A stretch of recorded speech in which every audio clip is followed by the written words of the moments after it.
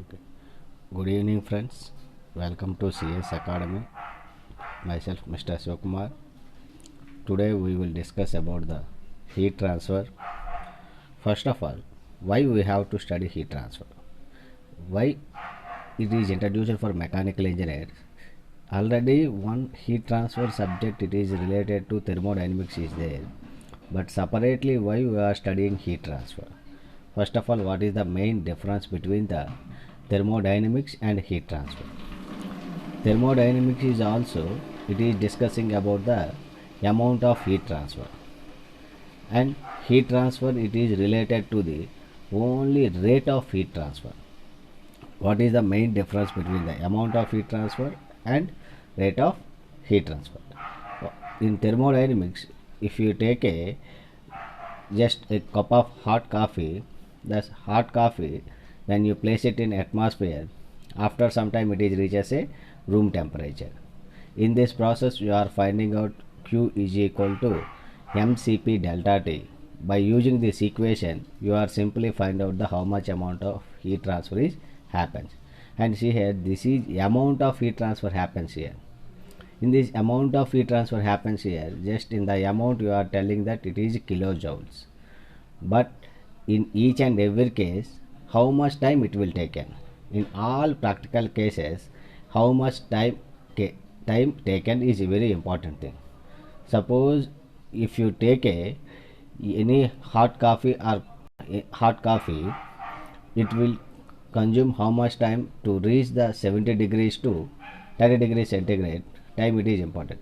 The best example is in thermoflask. Suppose if you pour coffee on a thermoflask, how much time it will keep it in hot condition or it is in warm condition. That means each and every time only we are accomplished with the time.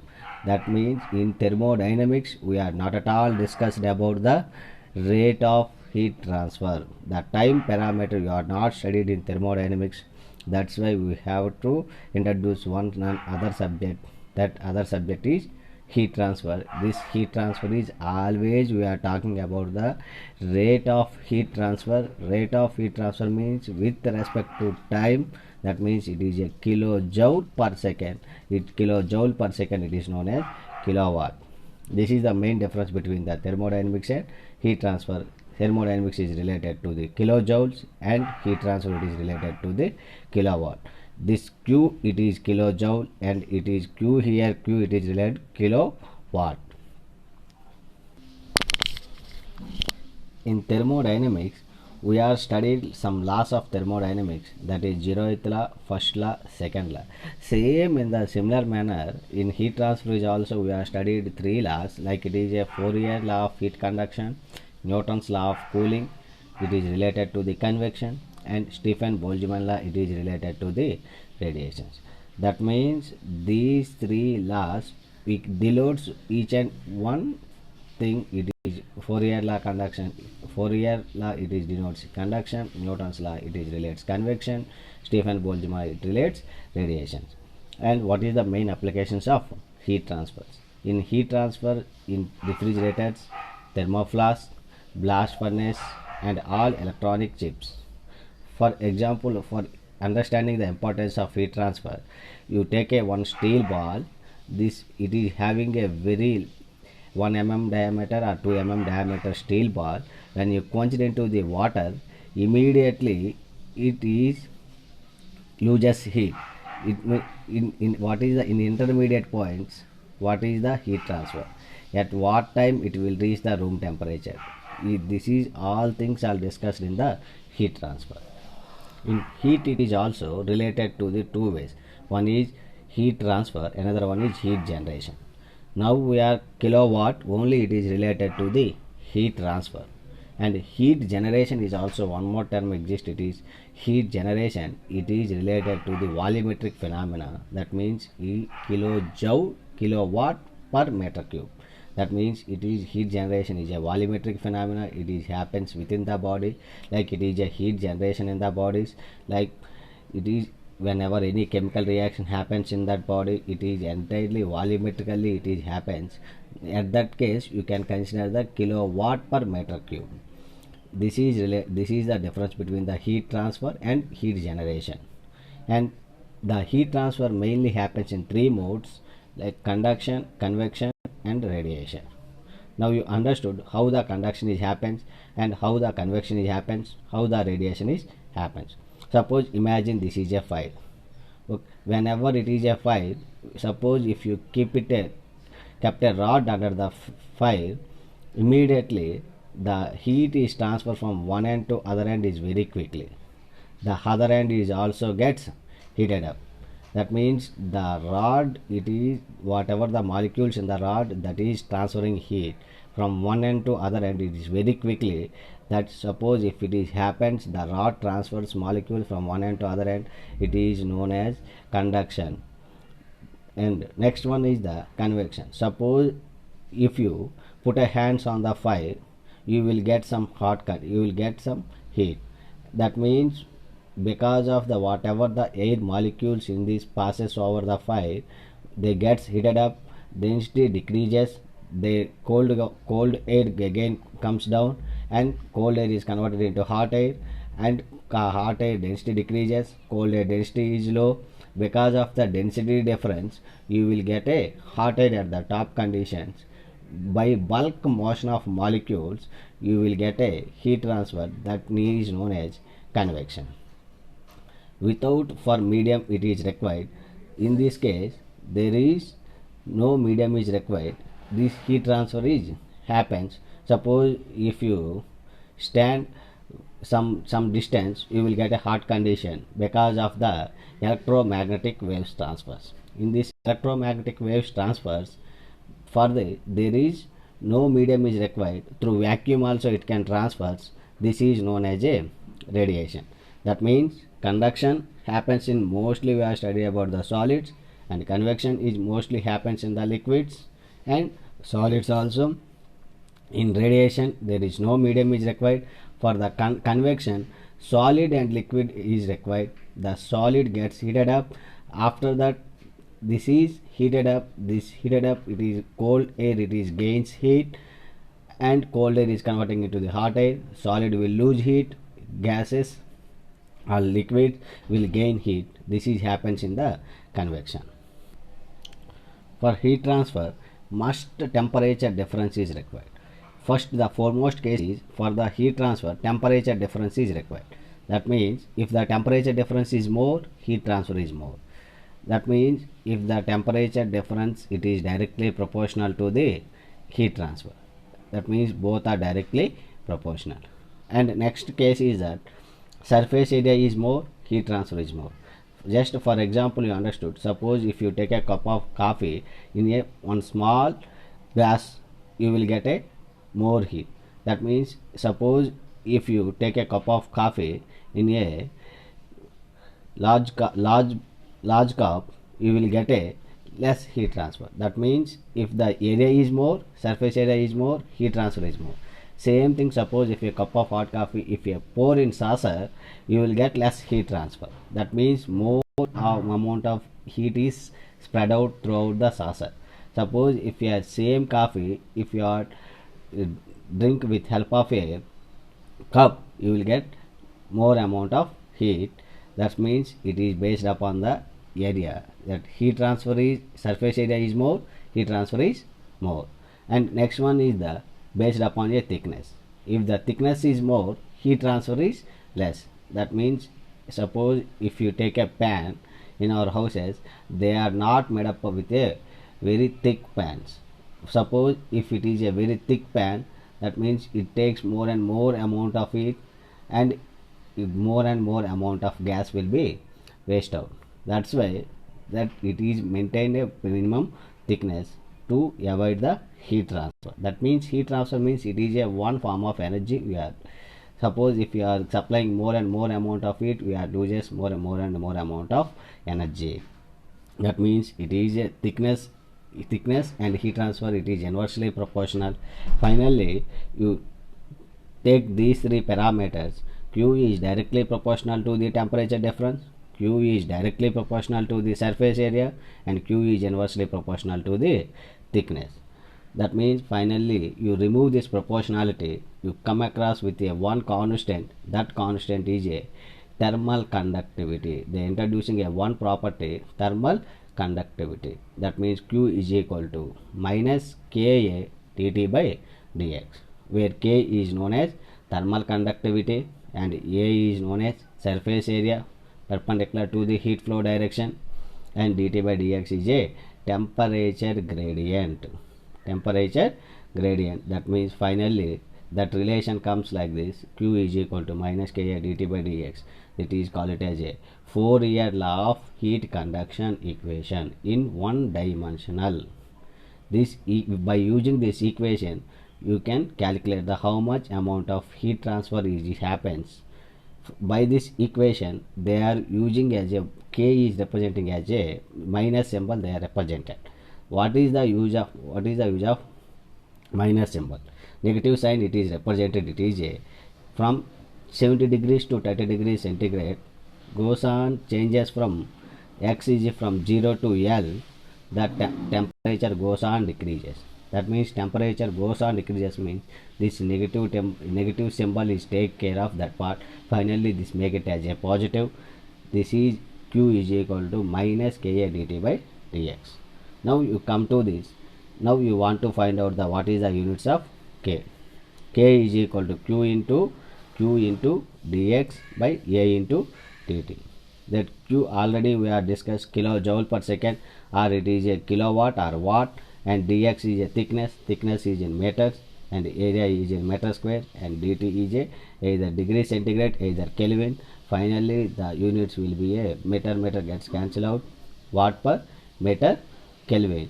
Finally the thermal conductivity is K is equal to watt per meter Kelvin. K it represents, it is a material property.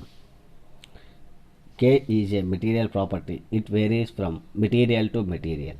That means if K is more, heat transfer is more. That means this is that K is directly proportional to the heat transfer. If any material is having more thermal conductivity, more heat transfer happens it less time. That means this is the relation is Q is directly proportional to K, and K is inversely proportional to the temperature gradient. That means if the temperature gradient is less, thermal conductivity is more. That means temperature gradient means it is quickly from x is equal to 0 to 3 centimeters. Immediately it will, suppose if thermal conductivity is more, immediately it is reaches from 0 to 3 centimeters very quickly. That means the temperature gradient it is decreases. That means this is the relation, very important relation. What is the relation between thermal conductivity and temperature gradient? If inversely proportional. If thermal conductivity is more, that temperature gradient will be decreases. That this is the relation between the K and dt by dx. And conduction, it is happens in the heat from one end, transfer of heat from one molecule to the neighboring molecules. That means imagine, suppose if you take this is a one solid bar. Whenever the solid bar is there, suppose if you supply heat here, whenever you are supplying heat here, that molecules gains heat, and that molecule sharing heat to the neighboring molecule. Whenever it gains energy, it is passes to the neighboring molecule. Whenever it is passing neighboring molecule, that from one end to the other end it gets heated up. That means it is passes heat from one end to the other end. That entire rod gets heated up. Whenever the entire rod gets heated up, because of in two ways, this is happens, sharing of heat happens in two ways. That is one based upon the free electrons, another one is a vibration of molecules. And based upon the free electrons means in each and every material, that means some materials having a free electrons, that means metals having a free electrons, and non-metals it is not having free electrons. In non-metals also you want to transfer heat from one end to the other end, you can with the vibration of a molecules. Suppose what is the vibration of molecules? In vibration of molecules means, suppose if you giving heat energy to the first molecule, this molecule gains heat energy, this is starts vibrating. whenever it starts vibrating, this neighboring molecule will gain heat energy. Again it is transferring heat from one end to the other end. And but what is the main difference thing is, more amount of heat transfer happens in free electrons, less amount of heat is transferring happens in vibration of molecules. That means in the vibration of molecules, it is just vibrating. Only because of that vibration of a molecules only it is transferring heat. Still you want to transfer heat in non-metals, like it is a gases, like it is a liquids, you can transfer heat with help of a vibration of molecule. Vibration of molecules is more predominant in liquids, gases and non-metals. And more amount of heat transfer with the help of a free electron, more amount of free electrons exist in a metals. Mostly metals having a free electrons, and also solids, liquids no free electrons, and gases also. In liquids and gases and some non-metals, the heat transfer happens through the molecular vibrations. The last we are discussing the same points here. This is mostly the heat transfer happens, the conduction happens in two ways. One is based upon the free electrons and vibration of a molecule. And conduction happens more in solids, and next in liquids, next in gases. See here, if in solids the molecules are regularly arranged or tightly packed. Whenever it is tightly packed, it is sharing is very easy. That means there is no motion of molecules. Immediately it transfers heat from one point to the other point is very quickly. And liquids, that molecules gap somewhat less, and here somewhat more, and in gases the gap is very more. In that cases, the transfer of heat from one end to the other end, it takes some time and some amount of heat will be losses here. That is the reason conduction is more predominant in solids, and next more predominant in liquids, and next more predominant in gases. And here solids is also two ways existed, and metals and non-metals. Like metals, it is a copper, silver, aluminum, and non-metals plastics, wood and ceramics. And coming to here, mostly we are using as a, in electricals also we are using as a copper. And actually the best thermal conductivity is silver. See here, the silver thermal conductivity value is 400 watt per meter Kelvin. The copper thermal conductivity value is 280 watt per meter Kelvin. And next one, aluminum thermal conductivity is 150 watt per meter Kelvin. And ceramics, you take a ceramics and non-metals, the thermal conductivity is 0.2 watt per meter Kelvin. That means this is watt per meter Kelvin. It decides that it is a, for 1 kilowatt for 1 meter for degree temperature difference, this much amount of heat will be transferred. And that means in silver more heat transfer will be happen, and this is as experimentally proven. This value, this thermal conductivity of silver is 400 watt per meter Kelvin. And some cases we are, the best example is that all materials, like all pans in our home, mostly that materials is a silver materials. But in nowadays it is changes from silver material to the some other materials. Like it is also the rate is also decreases. That mostly like it is our cooker, then in pressure cookers also the rate will be decreases. Initially the cooker cost will be 2000 or 2500. Now the pressure cooker comes like it is a 600. That means the material it changes. That material it changes from silver material to the aluminum material. That means silver material to aluminum material, the material cost will be decreases. The silver cost is very high, the aluminum cost will be low. And the silver thermal conductivity is 400 watt per meter Kelvin, and the aluminum thermal conductivity is 150 watt per meter Kelvin. By purchasing that, with help of this thermal conductivity informations, by purchasing pressure cookers also you will get some idea. And coming to the ceramics also, and ceramics it is acting like a insulator. That is the reason we are using in electricals, and our cup of hot coffees and using everywhere, we are using with help of a ceramics, and it is less amount of heat transfer happens. From this value 0.2 watt per meter Kelvin, this is a less amount of heat transfer will be happen. And next, coming to the liquids, in liquids there will be a water, and the water can exist in different states. The water can exist in ice, and the water can exist in liquid state, and the water can exist in water vapor. And that means ice, it is like a solid state, same H2O molecule, and the water, it is a liquid H2O molecule, and the water vapor, it is also H2O molecule, same composition, same chemical composition, but it exists in different states. This is in solid state, this is in liquid state, and this is in gaseous state. Finally, the thermal conductivity, it is solid is more compared to the liquid, compared to the gases. Okay, thank you for watching.